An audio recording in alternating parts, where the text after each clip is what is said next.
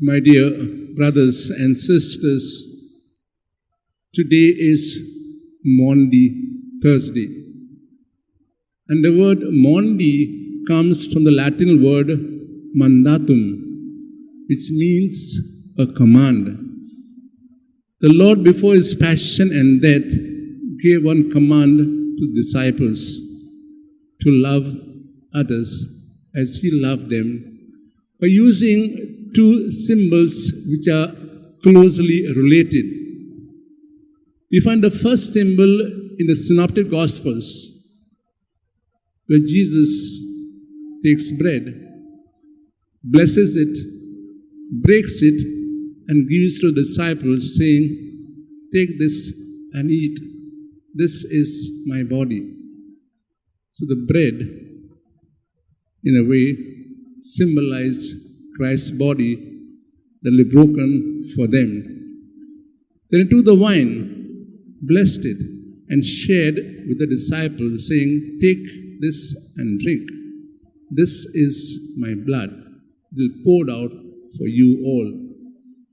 By doing this, in a way, he institutes the Holy Eucharist, along with that, a band of 12 apostles, we can call them priests. The other symbol used we find in the Gospel of St. John, which we read today. The symbol is washing of the feet. And mind you, he does this not prior to the feast, prior to a meal, but during the meal, which symbolizes in a way, you have to do what I have been doing all this while, rendering humble service to all. My dear friends, Jesus performed these two events in a context. The context was the last meal Jesus had with his close friends, the apostles. And this last meal was held also in a context, the context of the Passover meal, which every Jewish family had to have on that day. The Jewish Passover feast, in a way, is a combination of two ancient feasts of Thanksgiving. And we find these traces of this Thanksgiving feast in the ancestors of our first parents, Abel and Cain. The descendants of Abel were shepherds who led their pastures from winter pasture to summer pastures. And they offered a sacrifice to God as they did this. And they called this feast Passover, passing from one pasture to the next pasture. The descendants of Cain were farmers. And they will offer a harvest festival. Now, at this time, they will offer an unleavened bread. And they will call this feast Masot. So the Passover meal, the symbols used there, the elements used there, come from the ancestors. Now Jesus used these elements, the unleavened bread and the lamb, for the Passover meal.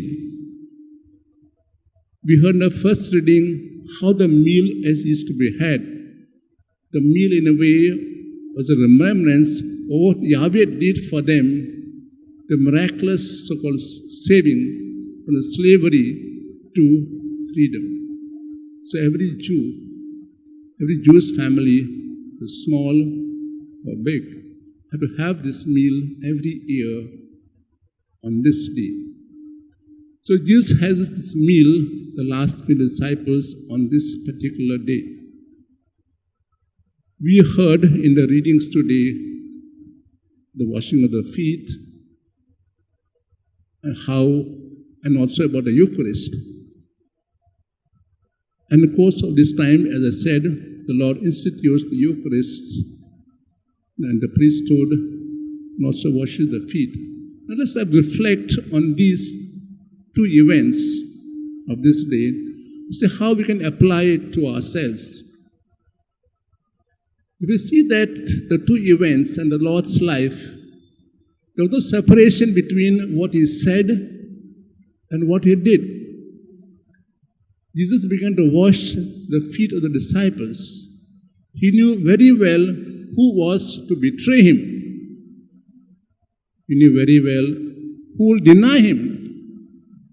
He knew also well the other 10 will run away as soon as he is arrested.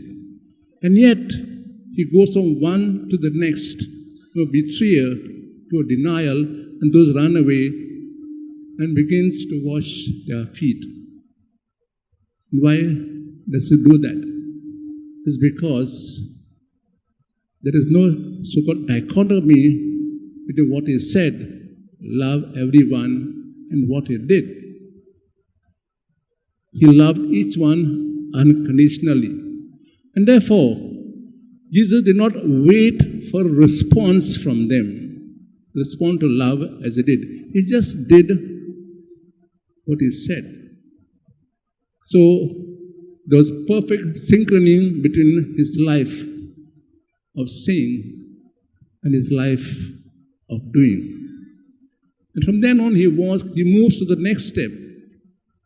He washes the feet of the disciples not prior to the meal, but during the meal. You may know that the custom was when a guest was invited for the meal, a slave, not a master, would wash his feet, the sign of reverence or respect for the man. But Jesus washes the feet not just before, but during the meal.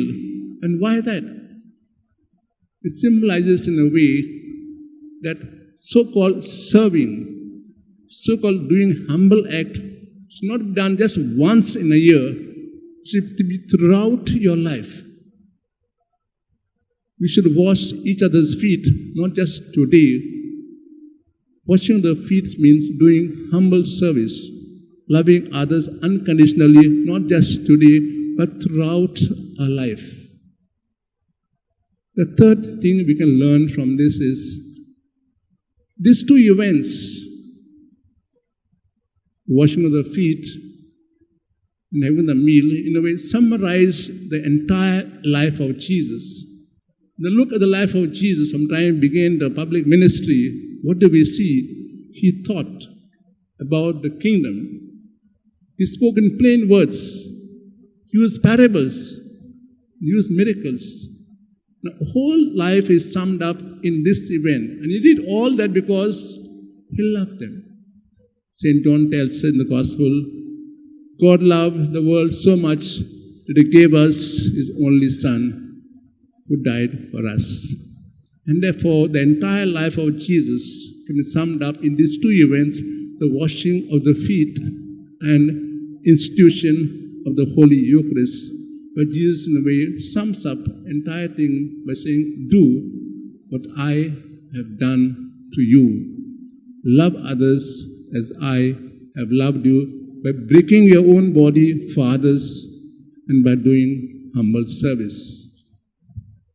We can ask ourselves today, as we conclude this short reflection, is there dichotomy between what I say and what I do? St. Peter Claver, a Jesuit saint, will say, before I use my tongue, I want to use my hands in service so that my people, the slaves, know I not only preach, I do more so-called work. Therefore, we ask ourselves today one thing. Is there dichotomy between what I say and what I do? Secondly, when I do good to others, does that come from within? Or do I do good only because I have to do good? Jesus went about doing good because within he was a good person. So from within went out goodness. So when I do good, all the works of charity, do I do them because they come from my heart, or do them because I've been told here, I've been told in the church, we must help people? So let's say today, as we enter into this so-called sacred triduum, look to ourselves and ask this question to ourselves. Do I love others unconditionally? Do I expect return something for what I do? Or do I do it because the Lord loved me and loves me today too unconditionally?